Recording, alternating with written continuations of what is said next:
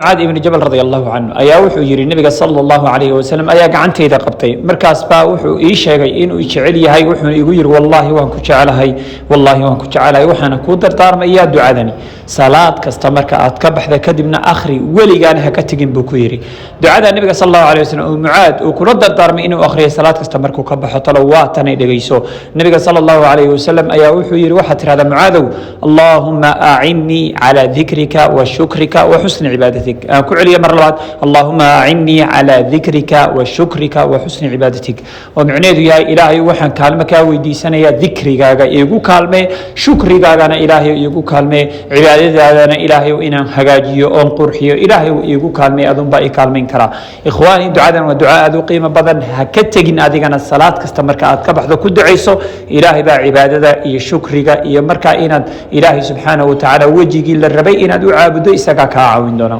والسلام عليكم ورحمة الله وبركاته.